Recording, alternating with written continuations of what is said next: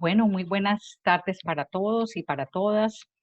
Me place muchísimo estar aquí compartiendo con ustedes el día de hoy. Son las 5 horas Colombia y sé que pues vamos a tener un encuentro con personas de distintos países. Es una bendición esto de lo virtual por poder compartir no solamente las inquietudes y las visiones, sino también sentirse que tenemos otro tipo de contacto.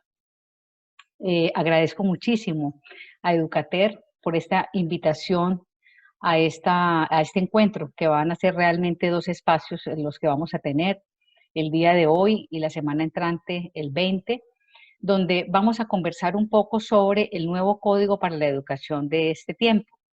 Mi nombre es Vilma Reyes, vivo en Cali, Colombia, y he trabajado en educación por más de 30 años. Me apasiona muchísimo el tema de la formación de maestros y he incursionado en el último tiempo en la construcción de contenidos virtuales y pienso que hoy con lo que estamos viviendo pues merecemos todos abrir canales de escucha y de palabra para podernos pensar pues de una manera diferente con todo eso que nosotros realmente tenemos.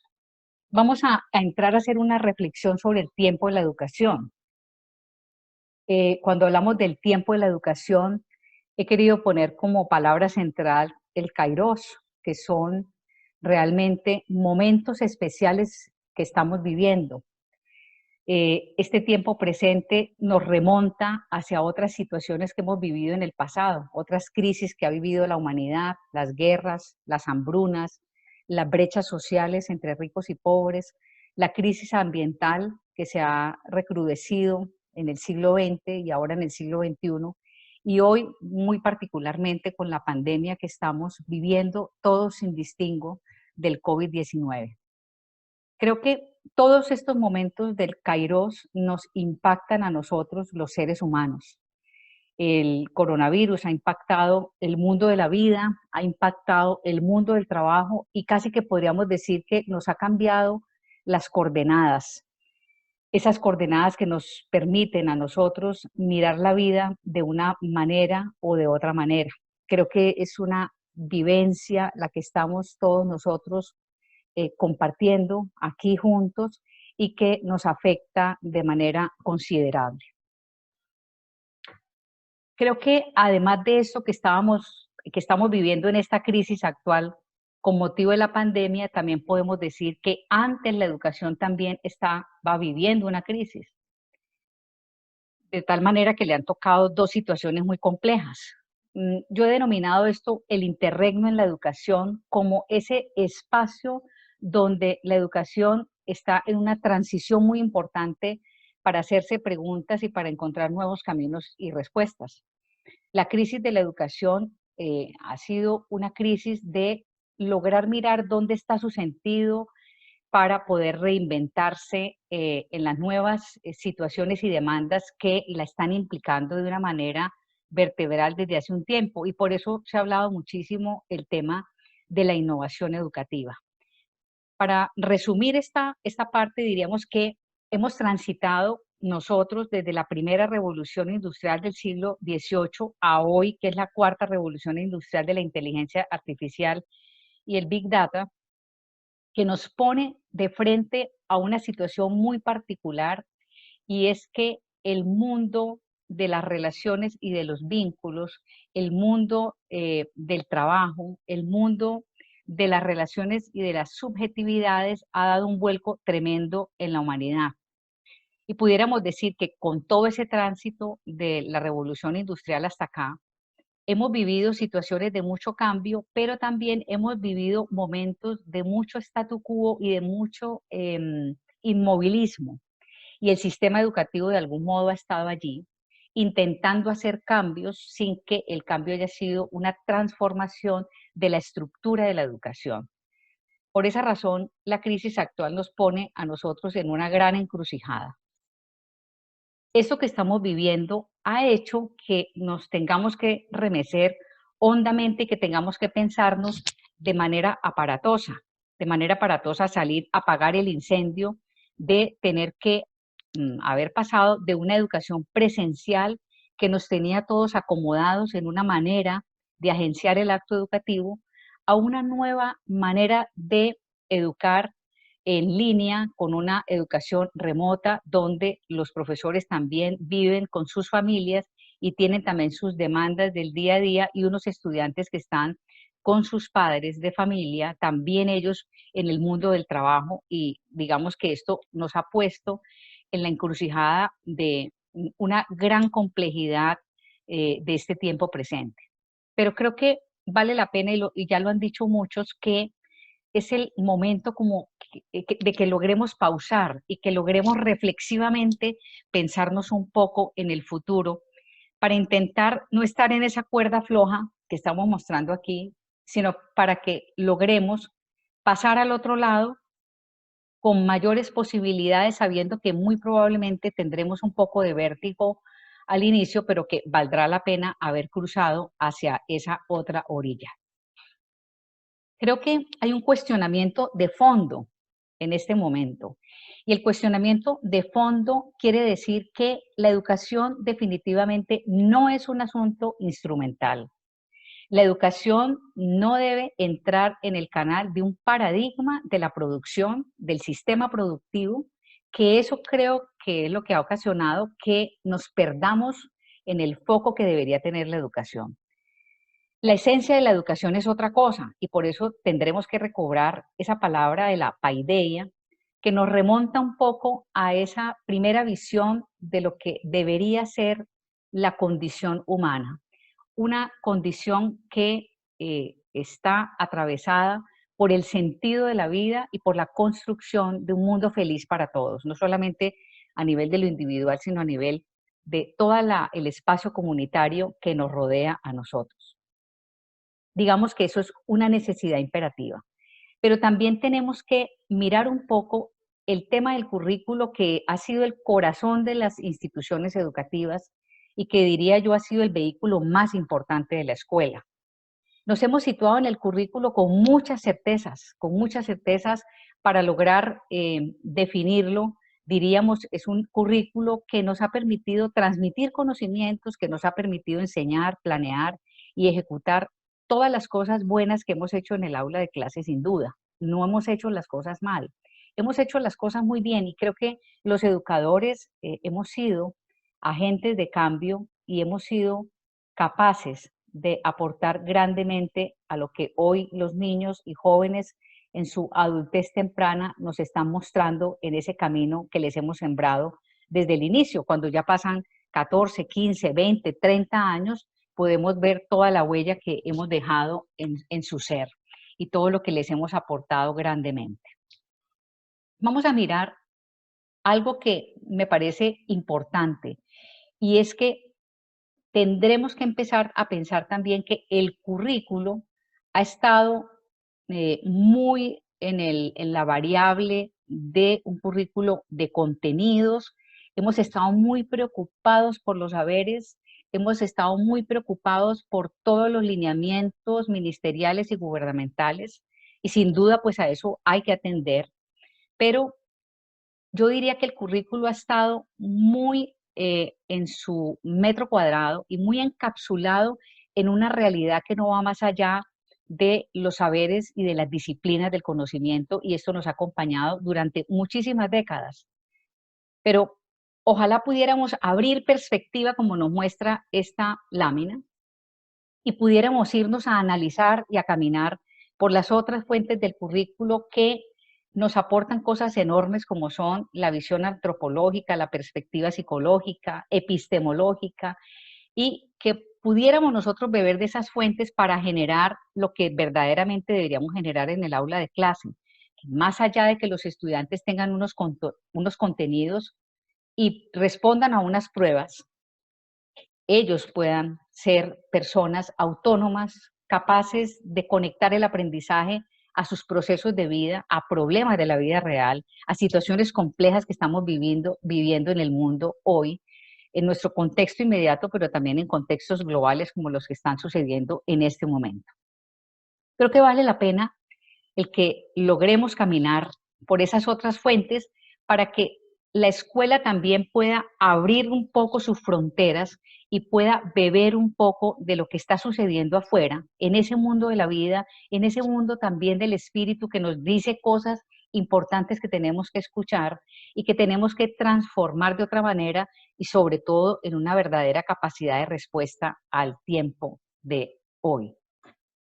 Bueno, creo que hay una situación importante que tendremos que decir, y es que la educación presencial y la educación remota online están viviendo momentos para esto que es una circunlocución, que es el kamaru, que es una palabra japonesa que implica la capacidad de transformar las cosas. Creo que el proceso que está viviendo la educación presencial, pues ha sido un proceso aparatoso, ¿sí? Que antes de ese proceso aparatoso ya estaba viviendo unos procesos de innovación, pero que no había llegado aún al punto óptimo. Y ha tenido que dar esa educación presencial un salto abrupto hacia una educación online, pero aún sin las formulaciones adecuadas para el diseño de esa nueva clave de lectura que nos está pues demandando este tiempo de confinamiento donde no podemos tener la presencialidad y el ver los rostros, sentir las emociones y sobre todo construir el vínculo con nuestros estudiantes. Pero yo diría que estamos en el tiempo justo donde cosas importantes pueden pasar. Y hay que tener la gran convicción de que eso va a suceder, hay que tener la esperanza de que esto va a pasar y vamos a tener que crear esa capacidad de confianza para saber que de aquí salimos muy bien, pero que tenemos que juntarnos, que tenemos que oír las voces, sobre todo de los maestros, de los docentes, que tienen muchas cosas que decirnos porque son las personas que siempre han estado en el medio, entre el equipo directivo, entre las familias, entre la sociedad, ¿sí? El maestro ha tenido que sufrir cosas y condiciones muy grandes, muy graves también. Su papel se ha ido desfigurando y hoy por hoy vamos entendiendo su lugar, su importancia, la capacidad que tiene el maestro de aportar a la transformación de procesos subjetivos fundamentales para que estos seres humanos salgan a la vida con todo el equipaje que necesitan para vivir bien y hacer vivir bien a los demás y que en esta casa común pues podamos caber todos. En primer lugar, creo que hay que rescatar esa autodeterminación del maestro. Normalmente cuando ocurren las crisis situamos culpables de todos estos males y decimos que entonces los males que padecemos en la educación son culpa ahora del COVID-19 o es culpa del Estado o es culpa de la sociedad o los maestros, los espacios de aula, los recursos que no tenemos. Pero la primera formulación que quisiera que nos hiciéramos es que los educadores somos seres libres, autodeterminados, profesionales y capaces de disentir, capaces de transformar este mundo que hoy nos tocó y que tenemos toda la capacidad para hacer el cambio que requerimos hacer, para tomar las decisiones que tenemos que tomar, para exhortar en el momento en que tenemos que hacerlo, para hacer los llamados al mundo, para también ser agentes de escucha, para oír esas voces que nos están diciendo cosas interesantes a nivel de interpelación, para que podamos también generar en nosotros mismos y en los otros capacidad de autonomía y capacidad de ser seres creativos y soñadores. Por eso, esos actos creativos que tenemos que hacer son actos creativos de fondo. Cuando estamos frente a tal carrera que nos ha tocado vivir en este momento, donde aparatosamente hemos tenido que salir a apagar el incendio, donde tenemos que hacer teletrabajo, pero al mismo tiempo atender a la familia, estar con los hijos, estar en espacios confinados durante mucho tiempo, allí se construyen otras realidades y horizontes que antes no conocíamos, que han hecho que entren en estos nuevos espacios conflictivas que ni siquiera conocíamos. Por esa razón, la invitación es a que paremos el activismo para lograr pensarnos, para poder discurrir, para poder reflexionar y así poder después crear un mejor después. Si no tenemos ese tiempo de silencio para podernos mirar, para poder pausar la vida, para poder poner en descanso el cansancio, para poder dejar en paréntesis el estrés, para poder respirar profundo y agradecer, no vamos a poder discurrir y no vamos a poder saber qué es lo que tenemos que pensar, qué es lo que tenemos incluso que sentir y qué es lo que tenemos que salir a hacer. Entonces, la invitación es a que logremos nosotros en esa pausa construir un nuevo código para la educación, que es la denominación que tiene esta conversación que se abre ahora. Y es que un nuevo código aparece porque realmente hemos tenido que hacer una transición obligada, una transición que nos pone de cara a un cambio vertebral, una transición que está aplazada en la escuela hace muchísimo rato y que realmente nos ha faltado poder de decisión y muchísima voluntad para cambiar las cosas, porque entre otras cosas hemos creído que la educación que porta todo la Internet de las cosas, que tiene relación directa con la ciencia, con la educación, con el trabajo, con muchas otras fronteras, como que eso nos da un poco de miedo porque pensamos que la tecnología de la información y la comunicación o las tecnologías del aprendizaje y el conocimiento casi que nos van a eclipsar nuestros modos de ser y de obrar en la escuela. Y por eso hemos aplazado cosas, o porque también hemos creído que el lugar del maestro está desapareciendo y que lo que va a ocurrir es que el Big Data, inteligencia artificial, van a ser los grandes portadores de conocimiento a través de las redes y que nosotros no vamos a tener capacidad suficiente para influir. Aquí en este link que les traigo hay una encuesta de hace más o menos unas 2 semanas que nos muestra un poco lo que está pasando en uno de los países de Latinoamérica, en Chile. Y nos está diciendo que esta encuesta revela que el 63% de todos los estudiantes encuestados, que son más o menos 3.400 personas, le preguntaron a estudiantes, profesores, equipos directivos de todo el país, el 63% de los estudiantes se siente aburrido en casa y solo un 3% está feliz, ¿sí?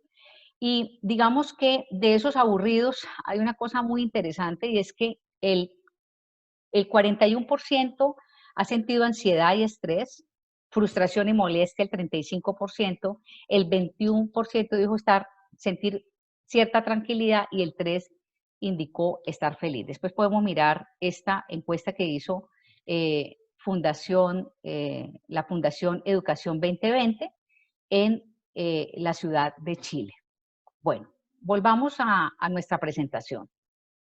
Creo que estos datos son importantes y hay otros también autores que he leído en estos días que han compartido cosas muy interesantes. La escuela es irreemplazable. La escuela no se reemplaza por educarnos en la familia. Todos nosotros sabemos que la familia porta grandes valores y hábitos para la vida social y es la que imprime esa que se llama la socialización primaria. Pero la escuela es un espacio fundamental de intermediación entre la vida privada y la vida social. Es un espacio necesario como laboratorio de la vida, es un espacio social necesario para que aprendamos a desarrollar maneras de ser, maneras de obrar, maneras de actuar con los valores, maneras de resolver conflictos, de resolver situaciones problemáticas, maneras de socializar, porque la escuela, además de tener una función social, también tiene una función socializadora. Tiene esas dos situaciones que son sumamente importantes y que son irreemplazables. Entonces, a la escuela no la podemos reemplazar por la educación virtual. Y tampoco podemos decir entonces que la educación virtual no sirve y que la educación virtual nos ha traído dificultades. Tenemos que hacer mediaciones y tenemos que lograr en este tema el justo medio. Por esa razón les traigo una metáfora que nos va a ayudar a recrear este tiempo presente. La metáfora que traigo y que me gusta con esta lámina que está aquí es la metáfora del microchip. Todos sabemos que un microchip es una pastillita diminuta, diminuta. Ahora hay nanochip que tiene semiconductores y tiene dentro de sí un código que hay que descifrar y que nos ofrece un nuevo lenguaje comprensible para todos. Yo quisiera hacer la invitación a que pudiéramos nosotros crear con esta metáfora posibilidades para la salida a los momentos de crisis que estamos teniendo y que logremos entre todos los agentes educativos construir un lenguaje comprensible para los demás. ¿En dónde entonces deben estar las discusiones actuales? En primer lugar, no podemos perder de vista que los maestros realmente son los verdaderos mediadores. Los maestros son los que saben de educación, son los que saben de la facilitación, son los que saben de la transposición didáctica y son los que están en el aula de clase como expertos haciendo esa transposición para que el conocimiento científico llegue al conocimiento escolar, se vuelva un conocimiento potente porque está vinculado a la vida y está vinculado al contexto. Entonces, yo les quisiera decir, queridos participantes, que la discusión no es si la educación presencial tiene una ruta y la online tiene otra ruta y que es importante aprender esas rutas, porque yo diría que ambas son muy importantes. Ambas portan conocimiento, ofrecen un universo de significados, permiten un aprendizaje a través de la experiencia y ambos también permiten la interacción.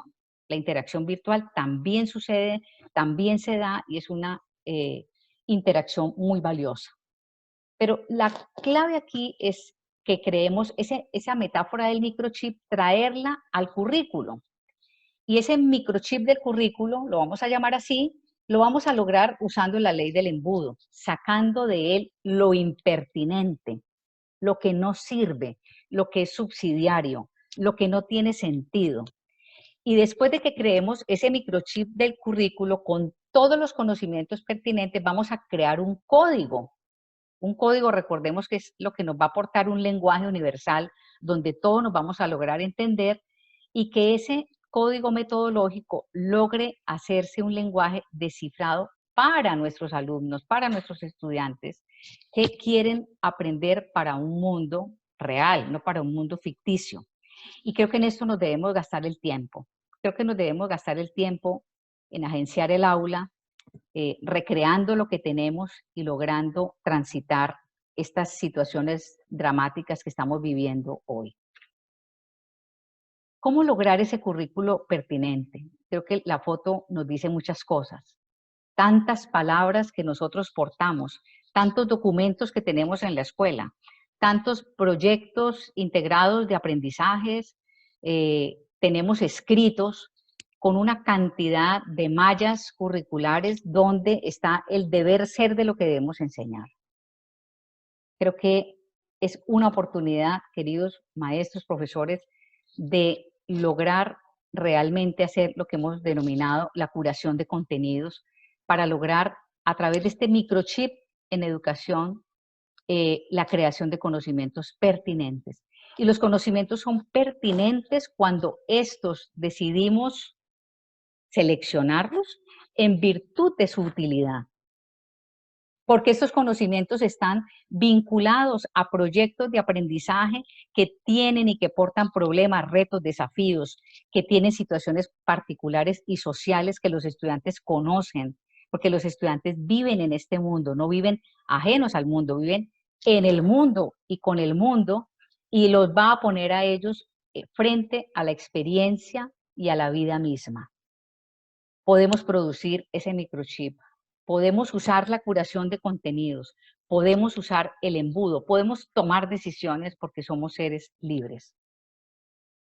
Ese microchip del currículo generaría un microcurrículo, un currículo que sea el necesario y el suficiente, y generar a través de ese microcurrículo un itinerario de aprendizaje activo. Cuando hablamos de itinerario, y por eso muestro estos 3 ejemplos de itinerario, siempre vemos como un río que nos conduce al mar de las significaciones. A través de una secuenciación, a través de unos hitos, vamos logrando cosas muy importantes como es el trabajo individual, el trabajo colaborativo, la pausa, la introspección, la capacidad de generar algo nuevo, la producción de sentidos. Un itinerario que nos va a permitir discurrir a nosotros los maestros sobre una manera nueva de diseñar el aula de clase. Vamos a poner un ejemplo. Y este ejemplo nos muestra cómo es eso de la depuración del currículo. 4 espacios para poderlo contar. Lo volvemos, ese currículo, conocimientos estructurantes. Recuerdo siempre a los profesores de ciencias en el colegio que yo trabajé tantos años, que los maestros de ciencias decían que los saberes estructurantes son aquellos que engloban los otros subsidiarios, pero que sin ellos no podemos pasar a otros. O sea, que son estructurantes porque son casi que la condición necesaria para todo lo demás. Esos conocimientos estructurantes son los que deben ir en el currículo, no los otros. Después creamos el microchip de ese conocimiento pertinente, uniendo esos conocimientos estructurantes a la acción. Es unir los saberes a la acción, es decir, esos saberes, ¿cómo los conectamos con la vida? Me encanta cuando logramos traer aquí el ejemplo del aprendizaje-servicio, y le doy a una amiga mía en estos días algo muy interesante cuando conversábamos sobre eso, y es que el aprendizaje de servicio requiere un diseño, obviamente de un sílabus, pero lo que hace es recoger proyectos sociales de desarrollo local y conectar los objetivos de aprendizaje de la escuela a esos proyectos sociales de desarrollo local. Y los niños y los jóvenes tendrán que ligar sus conocimientos a situaciones del contexto social y tendrán que trabajar para lograr en esos contextos cosas mejores, o sea, para mejorar con su trabajo a la comunidad. Están aprendiendo, pero también están actuando sobre la realidad. Después viene el itinerario de aprendizaje, que es ese río que les decía que hará vivir experiencias memorables que no se van a olvidar porque fueron experiencias hondas, fueron una verdadera aventura, les apasionó trabajarlas y donde aprendieron de manera significativa. Y está el lugar de un maestro que hace mediación, un maestro que introduce, que exhorta, que explica, que interpela cuando las cosas no son, que guía, orienta, reconduce cuando el trabajo se fue hacia otro lado, retroalimenta de manera significativa, puntualizando los aspectos que deben ir y los que no deben ir, y que al final recoge y refleja puntualizando lo esencial. Por tanto, la labor del maestro es crucial, es una labor irreemplazable y es una persona capaz de generar todo esto que está aquí y que estamos postulando a modo de ejemplo. Si lo pudiéramos mirar en un gráfico, vemos acá, está la cura de contenidos del currículo a través del embudo, tenemos el microchip, a lo que vamos a volver como el sumum del currículo, que es lo pertinente. Después vamos a crear ese conocimiento pertinente y lo vamos a tener ahí guardado, como se dice, y después lo vamos a convertir en un itinerario de aprendizaje. Esa es como la propuesta que les estamos haciendo para que logremos a través de un ejemplo muy sencillo tomar decisiones y hacer una reconfiguración de lo que debería ser el aula de clase. Hay dos maneras que quiero proponerles como nuevo código. Un código para los espacios online y un código para los espacios presenciales. Miren, yo soy amiga de los dos espacios porque he sido agente educativa de los dos. He sido maestra de niños y maestra de adolescentes y maestra universitaria, pero también he sido tutora en línea y sigo siendo tutora en línea en estos momentos en diplomados virtuales, pues muy a propósito del tema de la educación. Y realmente veo que las dos maneras de agenciar la educación es loable, es pertinente, es adecuada, siempre y cuando todo aquello que usemos a nivel de las mediaciones lo hagamos muy bien, con mucha responsabilidad, con mucho sentido, no perdiendo el tiempo, haciendo buenas elecciones y tomando buenas decisiones. Entonces les quiero traer un código para un espacio online. Como los códigos tienen cosas que hay que descifrar, a este le hemos denominado DD más TE más MD igual a S. Ese es el código que nos permite dilucidar que hay y se requiere un diseño del docente, un trabajo del estudiante, el tema de la mediación docente, que es insustituible para un aprendizaje situado. Entonces vamos a verlo más despacio. Se trata de eso que dijimos antes, de que el currículo, que es un currículo saturado de contenidos, lo volvamos un microcurrículo a través del microchip, pero que ese microcurrículo lo volvamos saber situado. Recordemos, saber unido a la acción, saber unido a posibilidades de experiencia y a contextos reales que vivan los estudiantes, ya sea en la inmediatez de sus vidas o también en situaciones más globales, como por ejemplo estos que estamos viviendo ahora. Después, el maestro genera una guía para lo virtual, una guía que se llama una web quest para un trabajo individual y un trabajo colaborativo. Tiene que ser una guía muy corta, muy focalizada, que traiga el microcurrículo unido al saber situado y le ponga el profesor este trabajo a los estudiantes a través de esta guía en la web.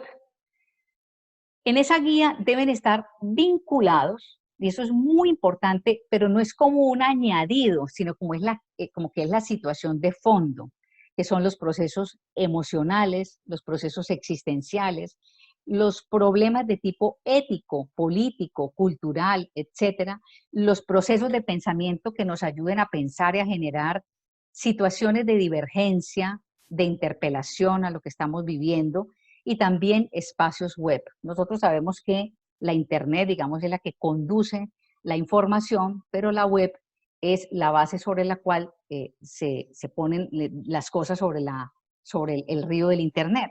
Entonces, la web, digamos, es la amplitud de instrumentos que usamos a nivel de las redes para poder posibilitar trabajos impresionantes que a veces ni siquiera conocemos.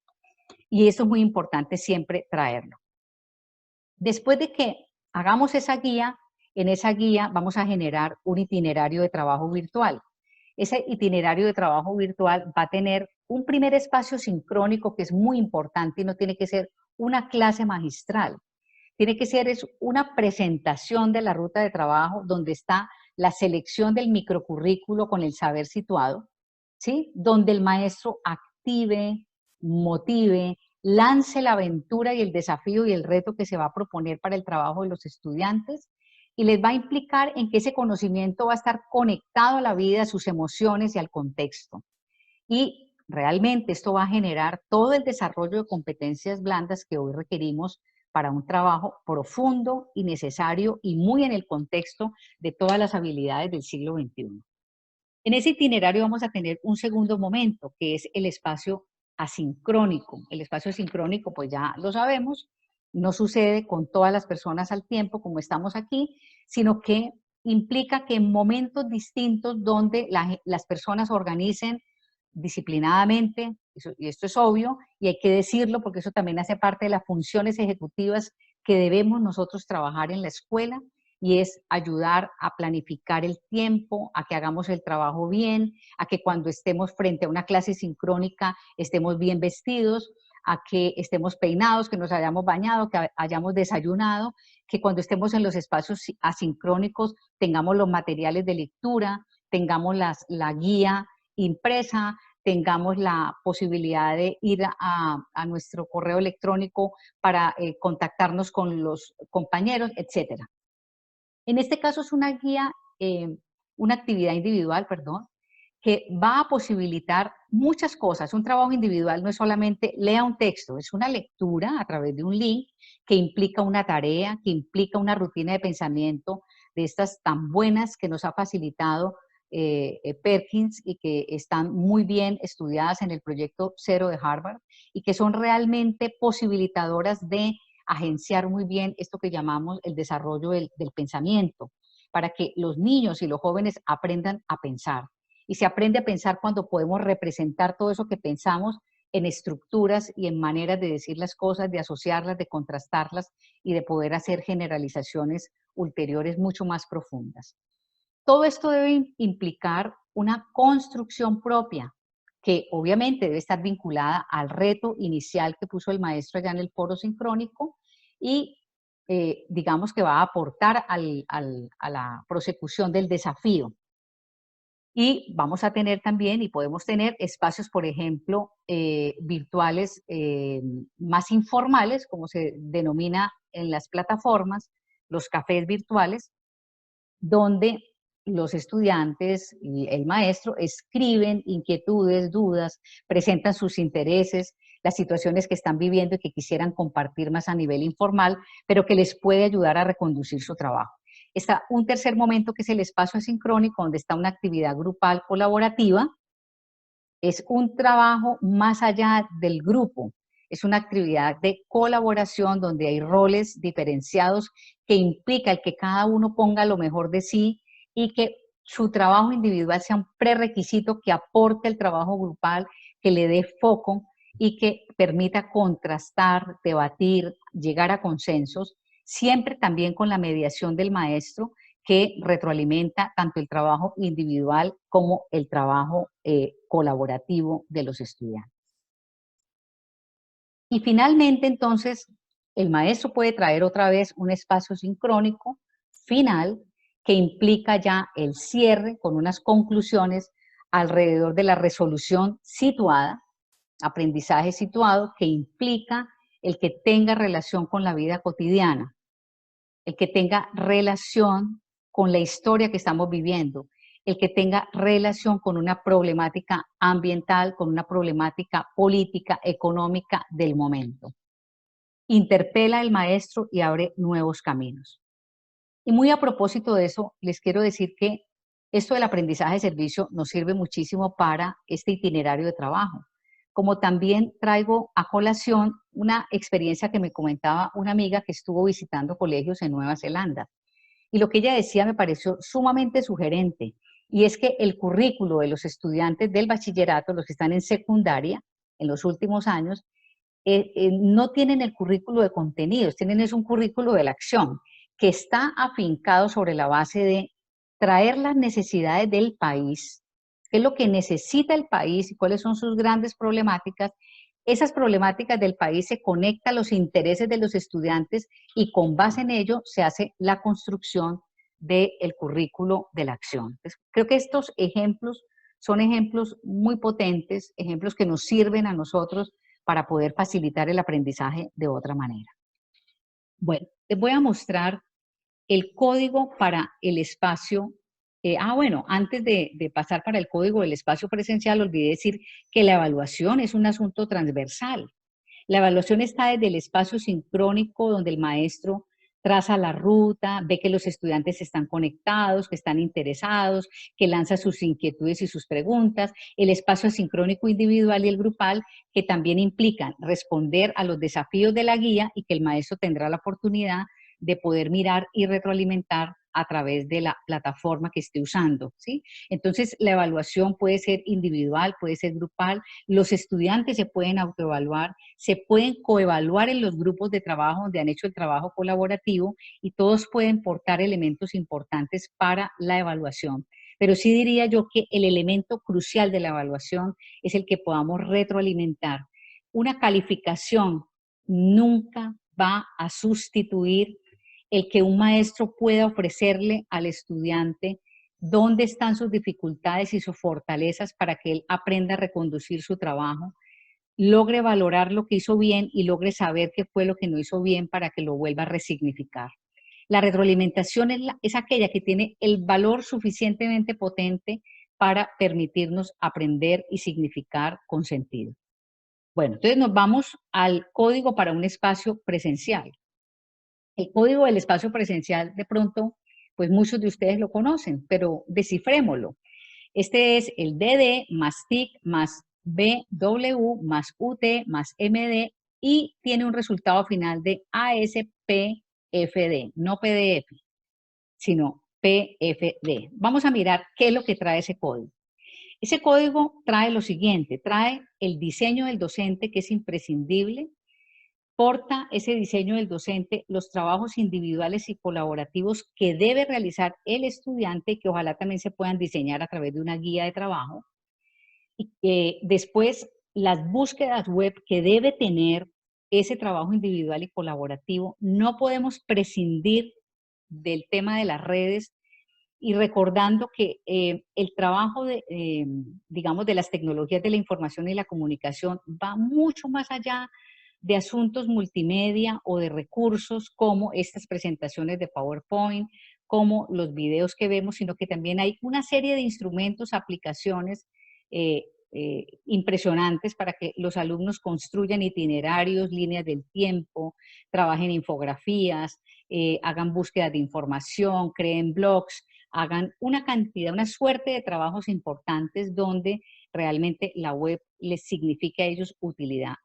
Entre las cosas que leía en estos días también me llamaba la atención que se creía que los estudiantes eran expertos en todos los asuntos digitales y se ha visto que no, son expertos en los teléfonos y en las redes sociales, pero no son expertos en los recursos web y en la cantidad de cosas que nos puede presentar la Internet de las cosas asociadas a todas las situaciones que requerimos hoy para poder trabajar tantas cosas que necesitamos y que esta Internet de las cosas pues nos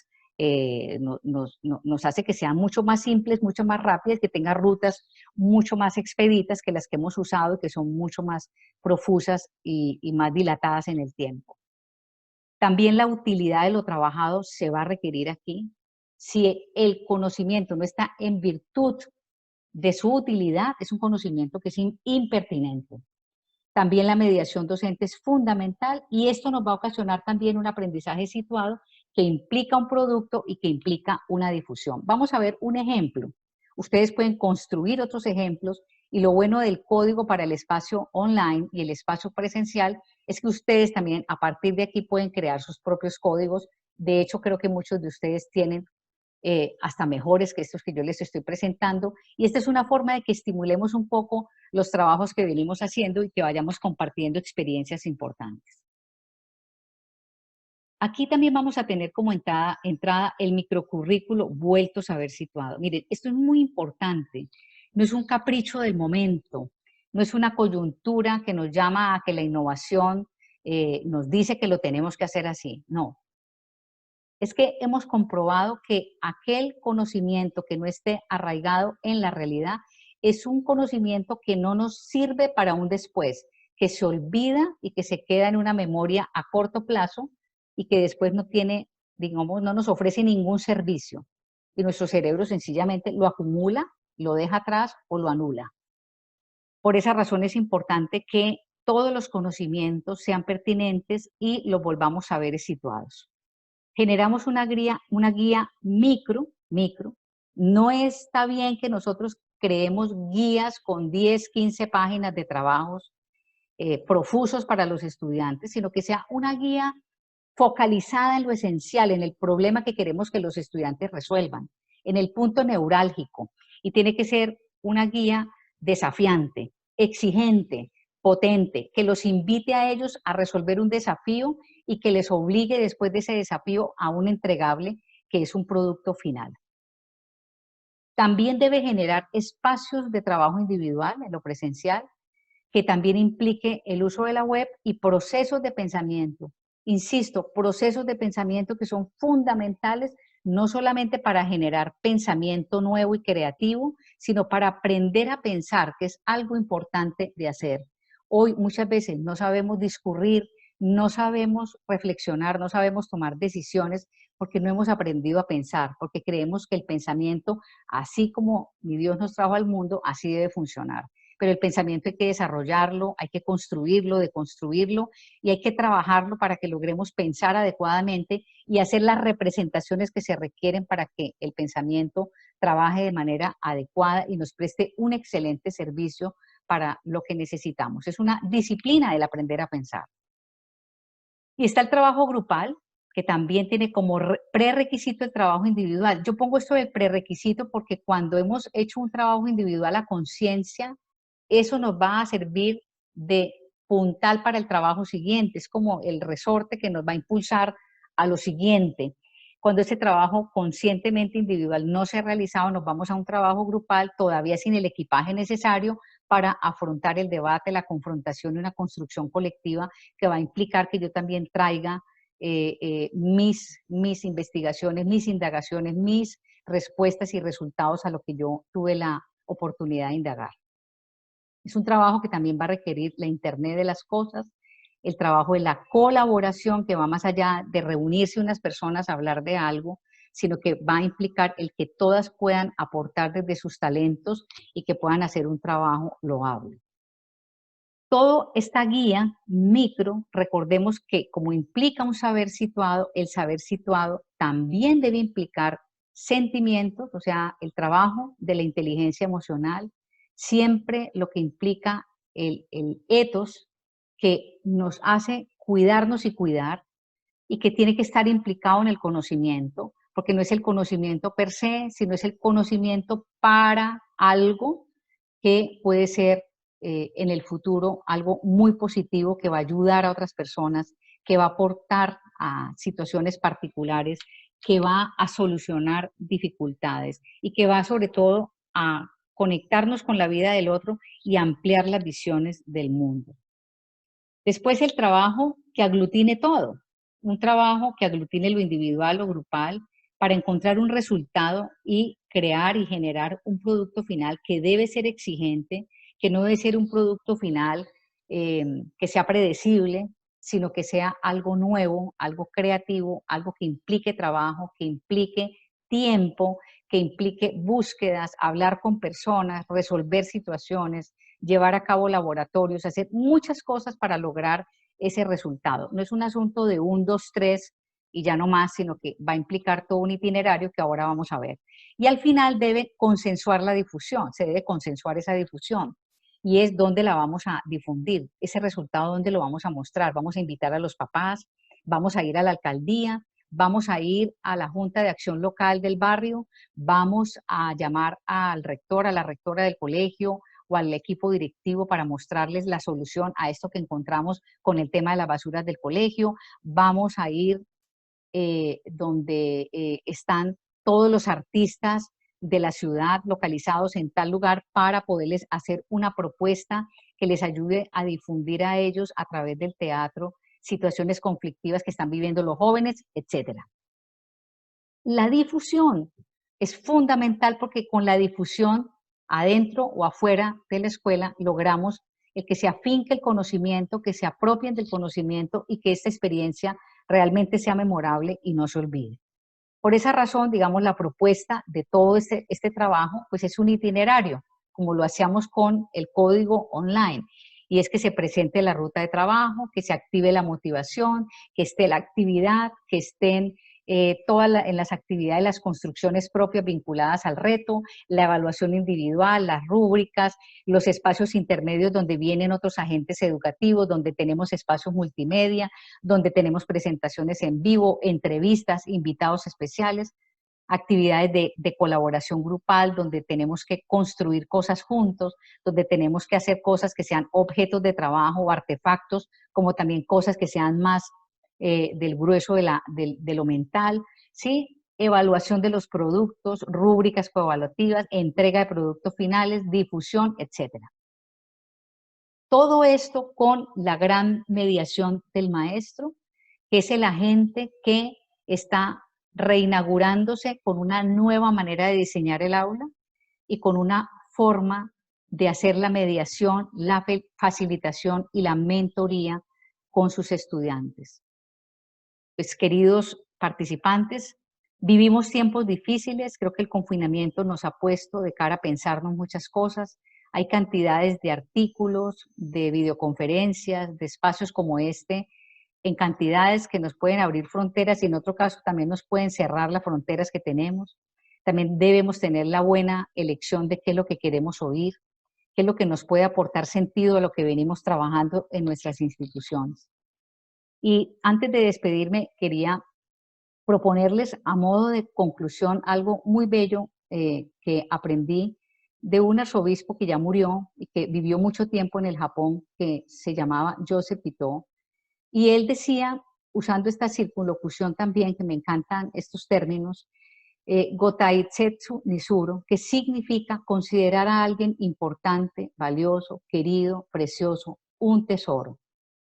Y traigo esto aquí porque miren, primero, lo que nosotros como maestros hacemos está bien, es algo preciado, es un tesoro. Pero eso que hacemos para que nuestros estudiantes hoy se formen a través de lo que estamos haciendo, así hayamos tenido que improvisar y salir a apagar el incendio, los estamos cuidando, los estamos valorando, estamos siendo amables con ellos, estamos siendo considerados, pero sobre todo estamos prestando un servicio con gran devoción, porque somos personas con vocación que queremos que nuestros niños y nuestros alumnos tomen conciencia a través de la experiencia, la experiencia que sus padres y madres, los profesores del colegio, en el caso de la universidad, todos los logremos considerar personas valiosas, personas queridas, personas que portan tesoros y que por eso los estamos tratando con gran atención, devoción y respeto. Todo esto que estamos viviendo lo estamos viviendo en situaciones complejas, estamos viviendo tensiones muy álgidas, pero estamos logrando salir adelante porque el fin ha sido este, pensar en ellos y hacer el mayor bien que nosotros quisiéramos lograr. Bueno, vamos llegando hasta aquí con este espacio. Los dejo con Rosa Elvira Aldana, quien coordina este foro de discusión y que ya les va a entrar a explicar esta parte del chat de preguntas, cómo lo vamos a alimentar para que podamos abrir el segundo espacio la semana entrante. Que tengan todos una feliz tarde. Ha sido un placer estar aquí, sentirnos acompañados en medio de esta realidad virtual y pronto nos volveremos a ver.